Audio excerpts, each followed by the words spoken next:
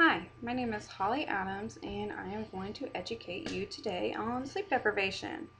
An article by Sarah Klein from the Huffington Post states you are overly emotional, starving, and clumsy when you have not gotten the appropriate 7 to 9 hours of sleep each night.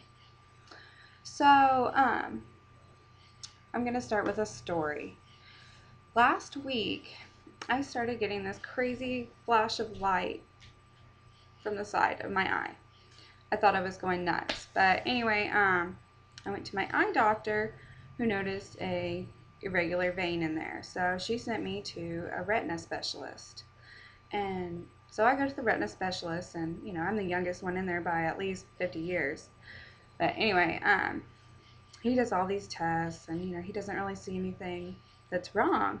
So he schedules me an MRI to look for tumors, look at my optic nerve and all that stuff. And so of course I'm freaking out, and I have a 7-month-old son. I gotta watch him grow up.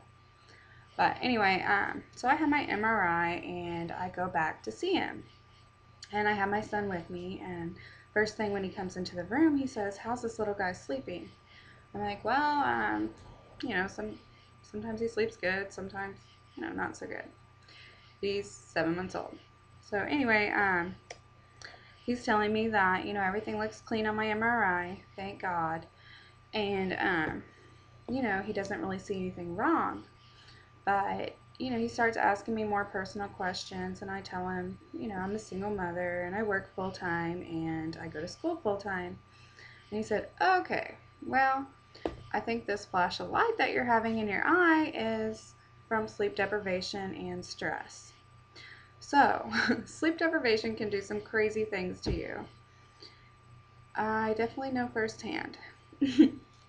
I'm going to talk to you about the benefits of getting enough sleep, the effects of sleep deprivation, and ways to help you go to sleep.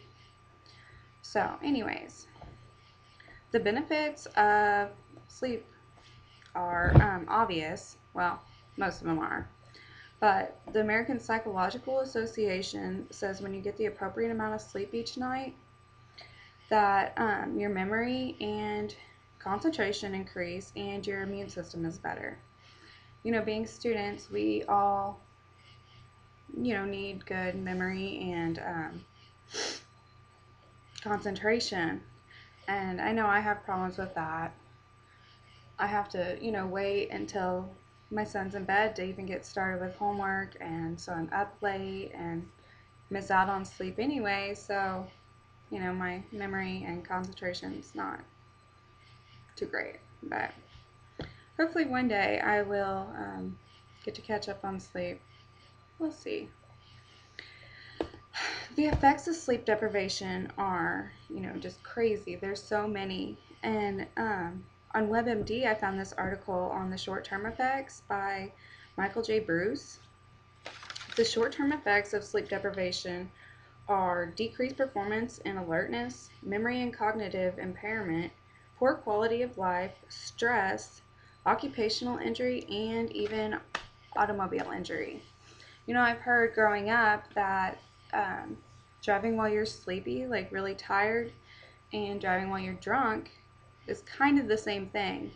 You're reckless and you don't really pay attention. And I don't know how many of you all have drove tired, but you're trying to crank the radio, put the AC on full blast, or have your window open or something to keep you awake. So it's not safe at all. Please don't do that. Ways to help you get to sleep at night. There are a lot of ways. I mean, you can buy stuff over the counter. You can go to your doctor, everything like that. But, I like to take a holistic approach to everything. So anyways, over the counter, you can buy melatonin and valerian root. They help you to calm down and, relax, which, helps you go to sleep. An article on helpguide.org says focus on relaxation instead of going to sleep. I mean, there are nights that, I'm looking at my phone and I'm like, okay, so I'm going to get 4 hours of sleep tonight. Okay, now it's 3.5 hours of sleep. You're counting down and you're just sitting there stressing out about how much sleep you're going to get. So I know I'm not the only one that does that. So anyways, instead of focusing on how much or how little sleep you're going to get, focus on relaxating,